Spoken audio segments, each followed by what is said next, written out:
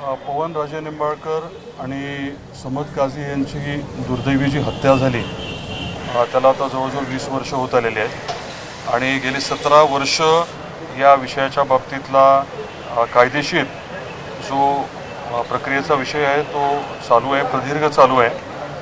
न्यायदेवतेवरती पहिल्यापासूनच आमचा पूर्ण विश्वास होता आणि 17 वर्षानंतर न्यायदेवतेने आम्हाला न्याय दिलेला आहे. परंतु हे 17 वर्ष ह्या सर्व लोकांचे कोण परत करणार आहे? आज आपण आदरणीय डॉक्टर पद्मसिंह पाटील साहेबांची परिस्थिती बघितली. 17 वर्ष त्यांना हे सगळं सहन करावं लागलं. त्यांचा या विषयाशी कुठला संबंध नसताना राजकीय षडयंत्र जे केलं गेलं, आता टप्प्याटप्प्याने सगळ्याच गोष्टी पुढे येतील. परंतु आज निश्चितपणे आम्हाला सर्वांनाच मोठं समाधान आहे की न्यायदेवतेने आम्हाला न्याय दिला. दुर्दैवाने डॉक्टर साहेबांना नेमकं काय झालं आहे हे मी समजून सांगू शकत नाही, त्यांना ते कळणारही नाही. पण ही परिस्थिती कशामुळे उद्भवली आहे, हे षडयंत्र जे आहे ते कोणी कशामुळे केलं, त्याच्यामध्ये कोण कोण प्यादे होते. आदरणीय डॉक्टर पद्मसिंह पाटील साहेब, आपल्याला कल्पना असेल की साधारण 1990च्या दरम्यान मुख्यमंत्री होणार होते. तसा त्यांना शब्द दिला होता. काही कारणामुळे ते होऊ शकलं नाही. 2009ला ते खासदार म्हणून निवडून आले होते आणि साधारण ज्या कालावधीमध्ये कॅबिनेटचं एक्सपॅन्शन होणार होतं, बरोबर तेव्हाच काही लोकांनी या बाबतीमध्ये एका वेगळ्या पद्धतीने पुढाकार घेतला. षडयंत्र रचलं गेलं. ते बऱ्यापैकी आज कोर्टाच्या माध्यमातून आमच्याही लक्षात आलेलं आहे आणि एकदा प्रत्यक्षात कोर्टाची ऑर्डर उपलब्ध झाल्यानंतर त्याचं वाचन केल्यानंतर मग मी आपल्याला सविस्तर बोलू शकेन. या पूर्ण प्रक्रियेमध्ये सुरुवातीपासून ज्यांनी आमच्यावरती विश्वास ठेवला आणि अतिशय ताकदीने आमची साथ दिली, त्यांचे मी मनापासून आभार व्यक्त करतो. आई तुळजाभवानी आणि संत गुरोबा काकांचा आशीर्वाद नेहमीच डॉक्टर पद्मसिंह पाटील साहेबांच्या पाठीशी आहे. लाखो करोडो जनतेचा त्यांच्यावरती विश्वास आहे, प्रेम आहे आणि आज निश्चितपणे न्यायदेवतेने आम्हाला न्याय दिलाय, एवढी भावना मी व्यक्त करतो. 1990 मध्ये तुम्ही काँग्रेसमध्ये असताना त्यांना मुख्यमंत्री पदाचा शब्द दिला गेला, ते झालं नाही. 2009 मध्ये कॅबिनेट मंत्री होणार अशी शक्यता होती. त्यावेळेला सुद्धा एक्सपेन्शनच्या वेळेलाच हा सगळा खटला पुढे आणला गेला. जाणीवपूर्वक पक्षातीलच काही लोकांनी हे षडयंत्र रचलं होतं. याबद्दल मी आज बोलणार नाही. इतके दिवस मी जास्त बोललो नाही की आमच्यापैकी कोणीच जास्त बोललं नाही, कारण हे सगळं न्यायप्रविष्ट होतं. बरेच जण ह्याचा राजकीय फायदा घेत होते. अतिशय चुकीची विधानं, दादांत खोटी विधानं करत होती. परंतु मी तेव्हा काहीच बोललो नाही. योग्य वेळेस मात्र गरजेनुसार अनेक गोष्टी मी पुढच्या काळात बोलेन. आज यापेक्षा जास्त नाही बोलणार. सीबीआय हे उच्च न्यायालय देखील धाव घेणार आहे. दुसरीकडे उपमुख्यमंत्री एकनाथ शिंदे यांनी अमित शहा यांच्याशी फोनवरनं चर्चा केलेली आहे आणि याबाबत न्याय मिळावा या संदर्भात देखील बातचीत केलेली आहे.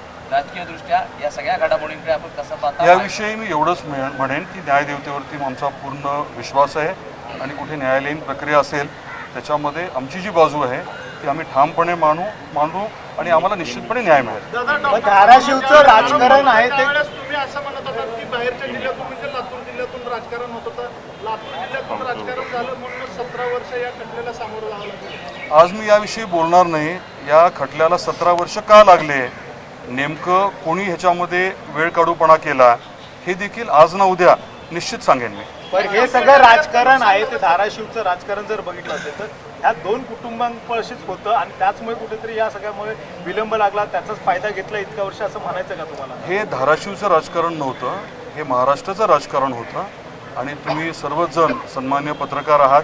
आपण याच्या बाबतीमध्ये थोडं खोलात गेला तर अनेक गोष्टी आपल्यालाही लक्षात येतील आणि योग्य वेळेस मीही सांगेन.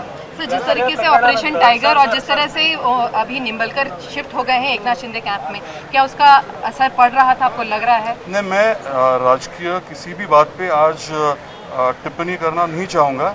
I'll speak about it subsequently. Sir, Himachal ji ने पहले ही कहा था कि उनका राजकारण में आना ही इस केस के कारण हुआ. त्यांना संबोधित केलं गेलं, त्यांना निर्दोष मुक्तता करण्यात आली. परंतु हा प्रश्न आता विचारला जातो की या प्रकरणामध्ये जी हत्या झाली, मग ती हत्या नेमकी कोणी केली? आमची मागणी निश्चितपणे ही राहणार आहे की नेमकी हत्या कोणी केली. कोणाकोणाला काही कारणं होती, अनेक गोष्टी ज्या आहेत त्या आज मला बोलायच्या नाही आहेत. अनेक गोष्टी समोर मान्य न्यायालयाच्या आलेल्या आहेत आणि त्याच्या बाबतीतला योग्य तपास जर झाला तर खरे या विषयातले आरोपी कोण आहेत ते निश्चित आजही निदर्शनास येऊ शकतील असा माझा ठाम विश्वास आहे. तपास व्हावा ही देखील मागणी आहे. हत्येचा तपास व्हावा अशी तुमची देखील मागणी आहे. निश्चितपणे की नेमकं हे केलं कोणी हे वास्तववादी जे काही पुरावे आहेत त्याचा योग्य तपास करून हे बाहेर येणं गरजेचंच आहे. लेकिन उमराजे निंबाळकर का कहना है कि वो राजनीति में आए ही इसी केस की वजह से। अनेकदा म्हणजे पाटील कुटुंबियांना कायम याच्यामध्ये आरोपीच्या पिंजऱ्यात उभा करून प्रचार पॅटर्न देखील म्हणजे राजकीय प्रश्न आहे पण कायम तुम्हाला टार्गेट करण्यात आली असं पूर्व होतं. आता निर्दोष झालेत, आता समोरचे म्हणतायत की या सगळ्या संदर्भामध्ये मी परत लढा देत राहील.